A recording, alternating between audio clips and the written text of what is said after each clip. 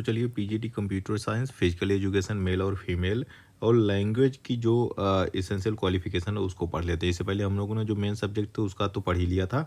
अब हम बात कर लेते हैं कि पीजीटी कंप्यूटर साइंस की क्या एलिजिबिलिटी रहेगी। तो पहले एसेंशियल क्वालिफिकेशन की बात कर लेते हैं। एसेंशियल क्वालिफिकेशन में पहला है कि एमएससी कंप्यूटर साइंस या आईटी में होना चाहिए, या फिर आपका एमसीए होना चाहिए किसी भी इंस्टीट्यूट से जिसमें आपने कम से कम 50% मार्क्स आपके जो है मास्टर्स में होने चाहिए। इसके साथ ही या आपने जो है एमई कर रखा हो या एमटेक कर रखा हो कंप्यूटर साइंस में, या फिर आईटी में कर रखा हो, उसमें भी आपको मिनिमम 50% तो आपको लाना ही लाना है। इसके साथ ही आपके पास बीएड डिग्री होनी चाहिए जिसमें आपने 50% मार्क्स प्राप्त किए हुए हैं। अगर ये बीएड नहीं है तो आपका 3 ईयर का जो है, अगर बीएड एमएड आपने इंटीग्रेटेड कर रखा हो तो वो भी चल जाएगा, उसमें भी आपको 50% मिनिमम होने चाहिए। या फिर 4 साल का आपने इंटीग्रेटेड बीएड कर रखा हो 50% मार्क्स के साथ, तो आप इसके लिए कंप्यूटर साइंस के लिए एलिजिबल है। अब हम बात कर लेते हैं ये जो अपना फिजिकल एजुकेशन मेल फीमेल का है, वो आपकी वैकेंसी सिर्फ एनबीएस में निकली हुई है, उसको देख लेते हैं। एसेंशियल क्वालिफिकेशन है कि मास्टर डिग्री आपके पास फिजिकल एजुकेशन में होना चाहिए, यानी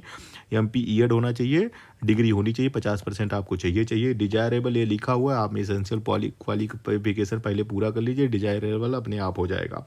इसी के साथ अगर जो हम बात कर ले तो पीजीटी जो मॉडर्न लैंग्वेज निकली हुई है एनबीएस में, उसके लिए भी अलग अलग एसेंशियल क्वालिफिकेशन दिया गया है। वही है कि इंटीग्रेटेड आपने या तो ग्रेजुएशन पोस्ट ग्रेजुएशन कर रखा हो 50% मार्क्स के साथ, तो आप जो है एलिजिबल हैं, या मास्टर डिग्री आपने कर रखी हो प्लस जो है 50% एग्रीगेटेड मार्क्स हो, वो उसके लिए वो भी आप एलिजिबल हैं। बीएड डिग्री आपको चाहिए, इंटीग्रेटेड हो बीएड हो तो भी चल जाएगा, 4 साल का बीएड हो तो भी चल जाएगा, उसमें कोई समस्या नहीं है। डिजायरेबल की बात आप मत करिए, उतना आपका हो जाए तो वही काफ़ी है।